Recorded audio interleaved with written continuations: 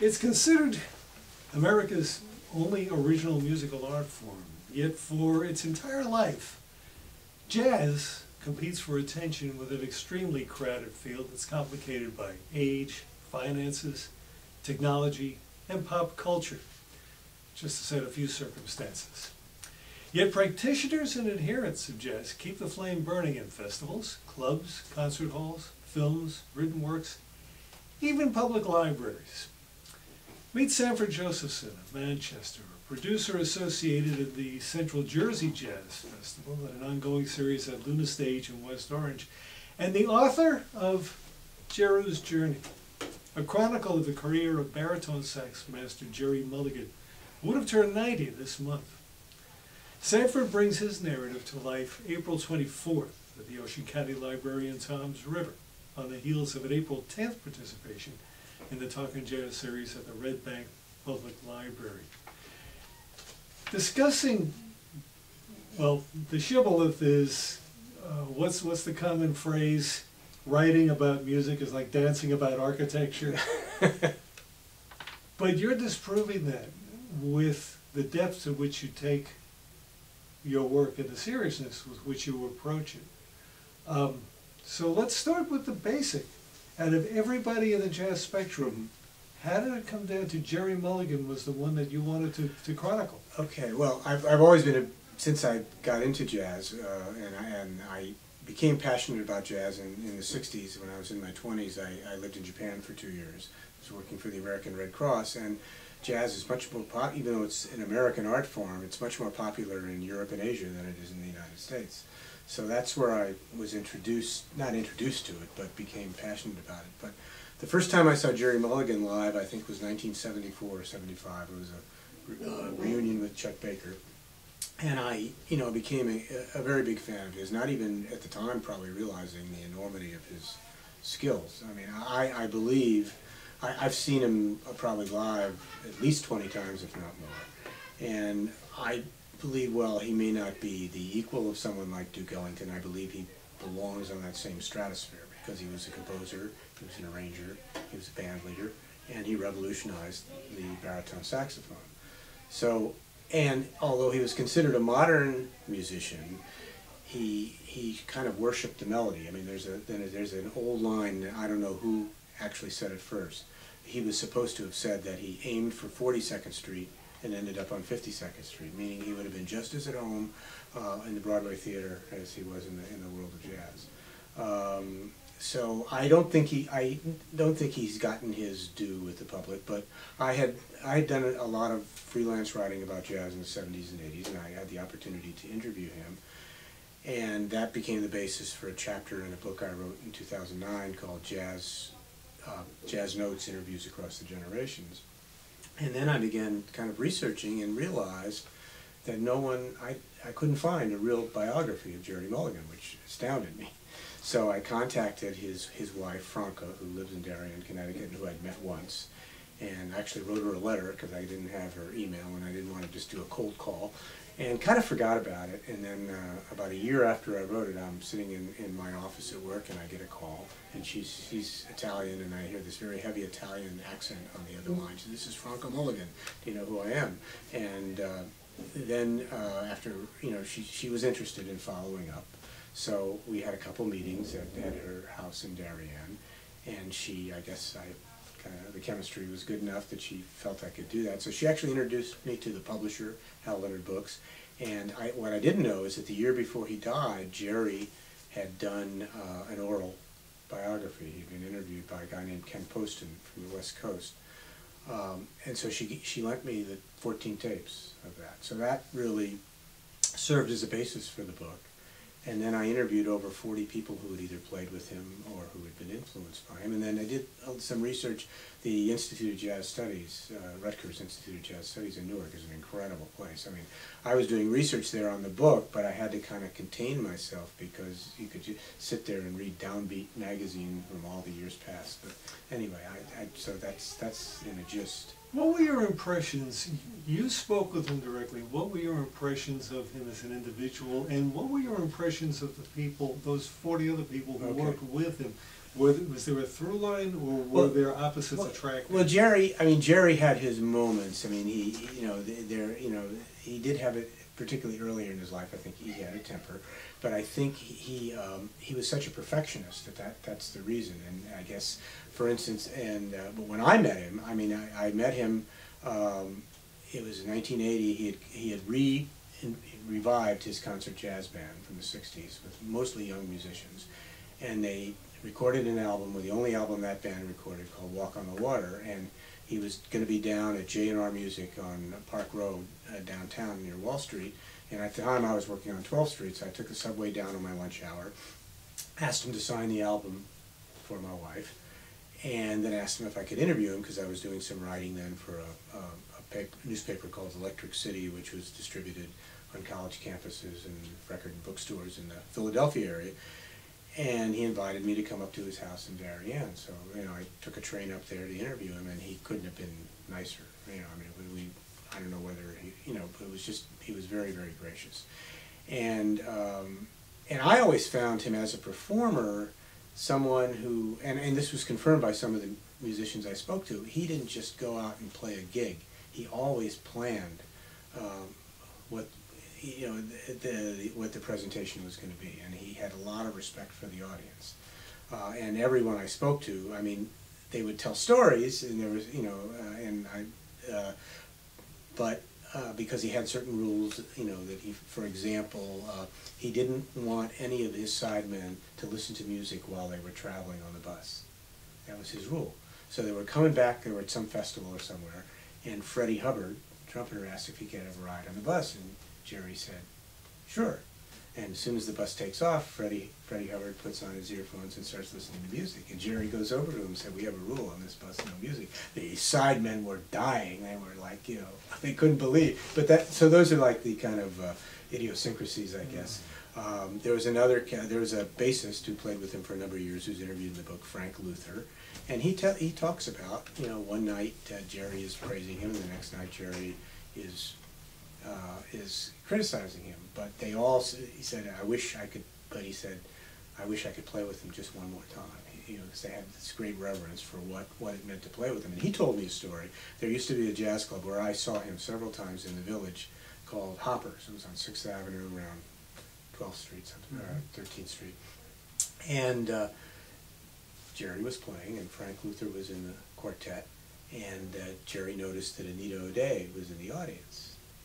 And Nita O'Day had, I guess, a fair amount to drink already, and Gerry invited her to come up and sing with the group. Well, she wanted to sing You Are the Sunshine of My Life, the Stevie Wonder thing, and Gerry did not want to play that. He said, no. And so Gerry starts playing Pennies from Heaven, and Anita O'Day starts singing You Are the Sunshine of My Life. And Frank did not remember how the evening ended, but he does remember everybody in there just froze, So there are those kinds of stories, but there are the other stories where this is when Gerry doesn't get credit for this, but the famous Miles Davis Birth of the Cool album, which was actually recorded in 1949, but really released by Capitol Records in 1957. There are 12 tracks on it, and most people, when they think of Birth of the Cool, they think of Miles Davis and Gil Evans, and both of them were very involved. But there are 12 tracks on the album. 6 of those tracks were either composed and arranged by Gerry. Mm-hmm. And he, in 1991, he decided to... it was called Rebirth of the Cool. And he used Wallace Roney. Right. Well, he actually spoke to Miles Davis about doing it, and Miles was thinking about it, and then Miles died. Mm-hmm. And so at the time I was writing the book, I lived in West Orange, and I looked up Wallace Roney lived in Clifton, which is, very close. So I figured this is going to be a slam dunk to interview Wallace, and I contacted him, and he'd always say, sure, but I couldn't pin him down to a day and time. Mm-hmm. Lying in bed one night around 11 o'clock, the phone rings. My wife answers it. She says, somebody wants to talk to you.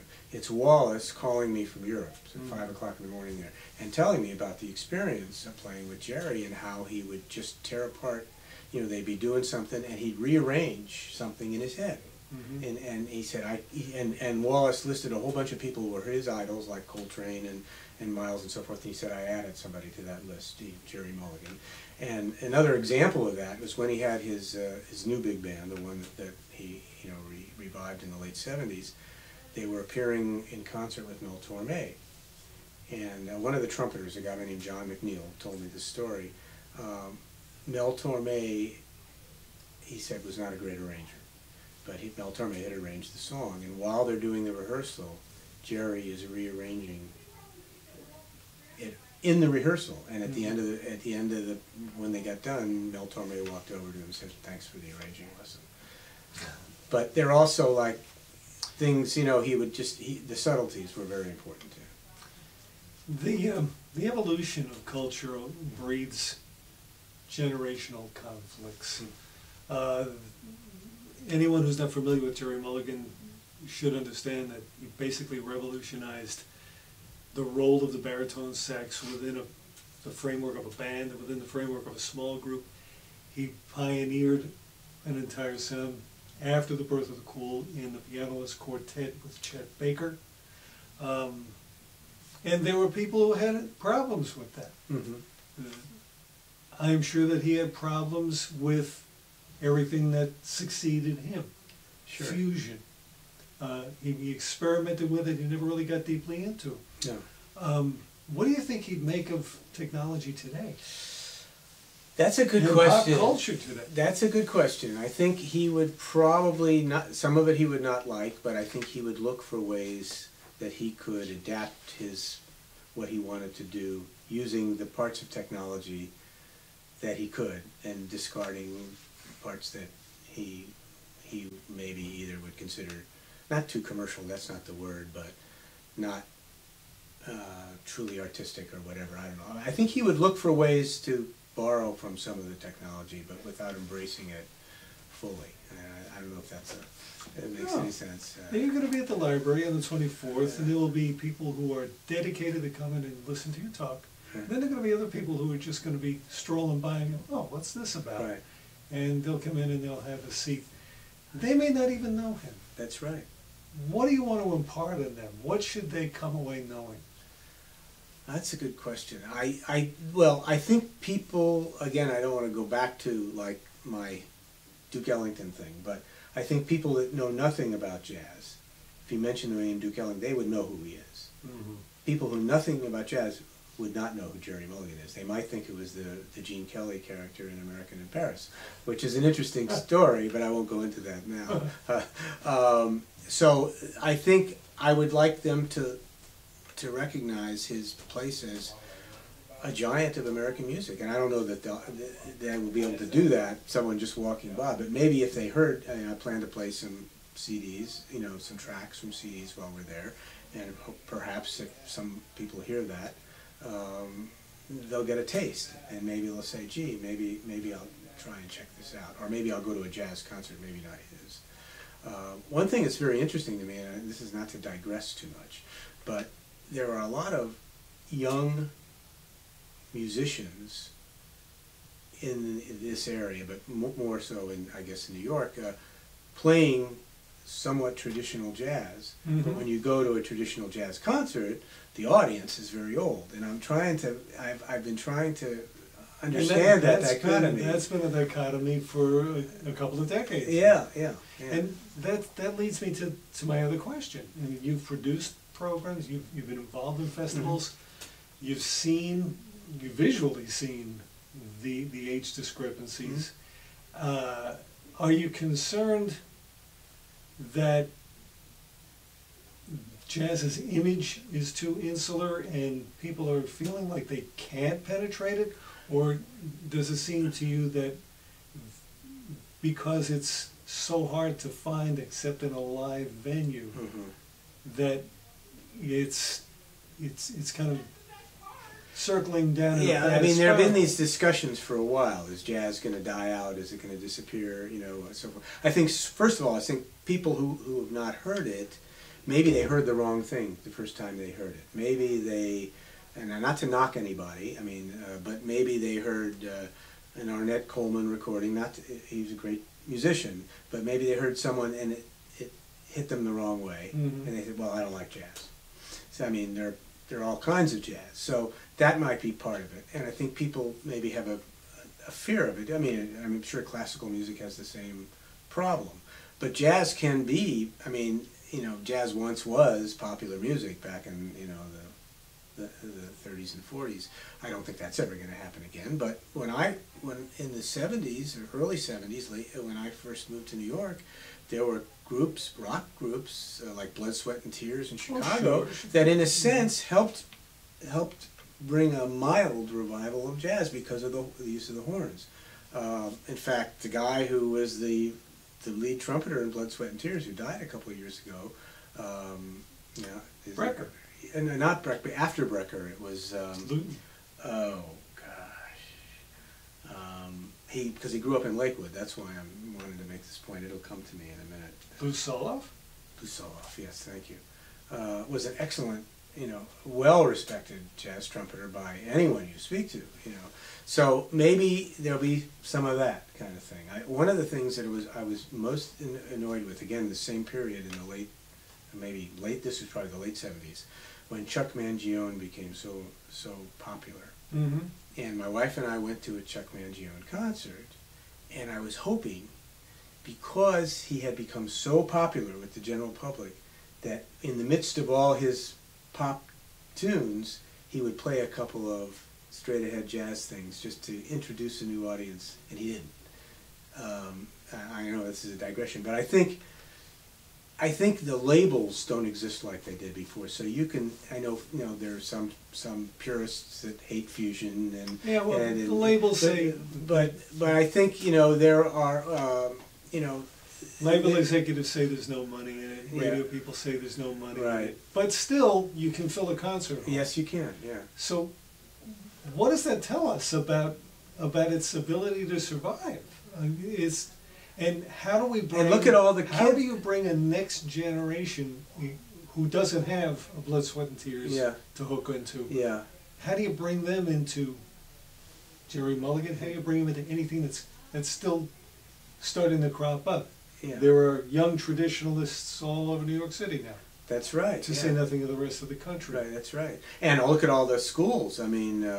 How do we stop that from being anomalous Yeah. to people of their own generation? How can you do that? Yeah, I'm not sure I have the answer to that, really. But from my standpoint, is just to try and expose it wherever you can. I mean, look, I'm sorry to mention WBGO, because they're not really a competitor of yours. Right. They do these jazz concerts for kids, Mm-hmm. where they invite people to come to a jazz concert and bring anyone 7 years. You know, they won't let you in unless you bring someone 7 years old or older to the concert. That's an attempt to do that. I think Wynton Marsalis has tried very hard with Jazz at Lincoln Center, but then that only reaches a certain level of the population. It doesn't, so I think I would love to sit around a table with a bunch of people and discuss this in depth and figure out how you can do this, because the music, and that's one of the things that I like so much about it, and not to come full circle to Gerry Mulligan, but Gerry Mulligan always had that. He was very, very critical of soloists who went off for 20 minutes and forgot about the audience, you know. So, you know, I think that was probably hurt jazz in the 60s and 70s, certain period of the 60s and 70s, is you had a certain type of jazz musician who was very, very good, but sort of forgot about the audience and just played for the other musicians. And that may have turned some people off. Now, those people aren't necessarily the people we're talking about today, but it might have kind of proliferated that image that jazz is really not, you know, very easy to listen to. You know? Well, you brought up around to Gerry Mulligan, so let's wrap up with Gerry Mulligan. Your favorite in-person Gerry Mulligan moment? Oh boy, okay. If you had to choose one and take it to a desert island, in your interaction with him, which would it be? Well, I don't know if this was we would call a favorite, but this is a moment that points out what a perfectionist he was. And there was a club on East 58th Street called Story Town, which was owned by George Wein, who founder of the Newport Jazz Festival, who had a club in Boston called Storyville. And Gerry appeared there a lot, sometimes with his quartet and sometimes with his big band. And was there one night with his quartet, and the pianist was a guy named Derek Smith, a wonderful pianist who just died this past October. And you could tell from the very beginning that Gerry was upset with the condition of the piano. So after the first couple of tunes, he mentioned something about the tuning of the piano. And then they played the next number. And then he mentions again, and he couldn't let it go.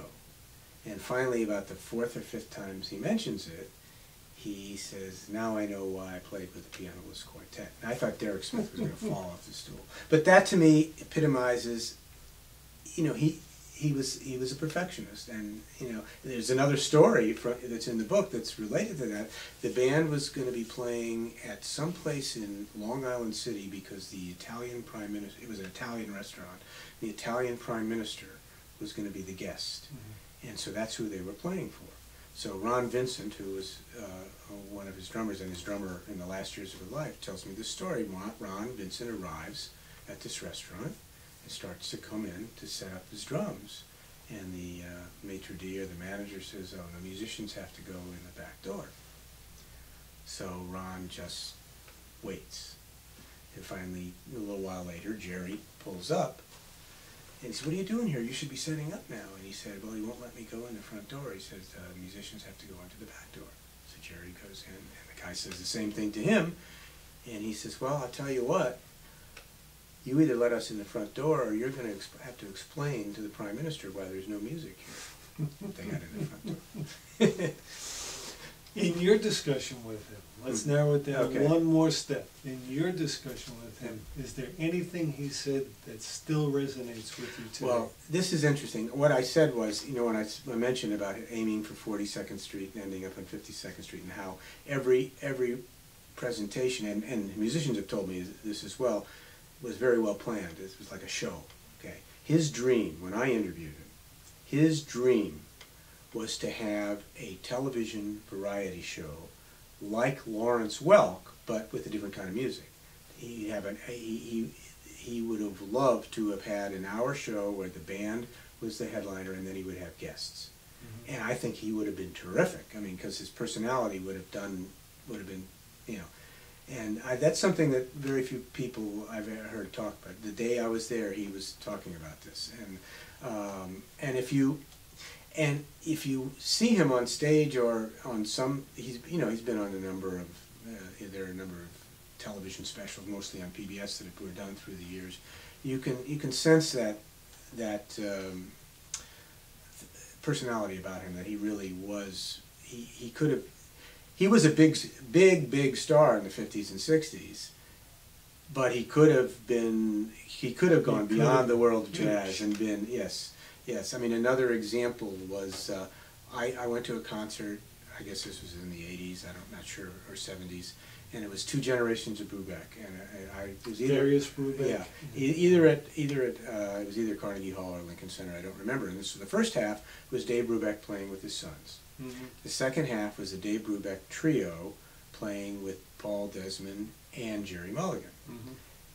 And then they all came out together at the end, and suddenly, just naturally, Gerry Mulligan was leading the band. I mean, it was just what he did. You know? Sanford Josephson, the author of a telling work about a remarkable and charismatic musician whose impact is still felt, Gerry Mulligan. The book is called Jeru's Journey. It's on Hal Leonard Press. Hal Leonard Books, yeah. And it's available online? It's available online and at the library. I won't have actual books, but I'll have postcards that have allow you to go on the website and get a discount. And I'm also, my wife thinks I'm crazy about this, but I'll have my business cards there. So if you live anywhere in the area and you order the book and you, for some strange reason, want me to sign it, you contact me. I'll try to do that. So you'll have a collector's item. That'll be April 24th at the Ocean County Library in Toms River. Thank you for coming. Thank you for having me.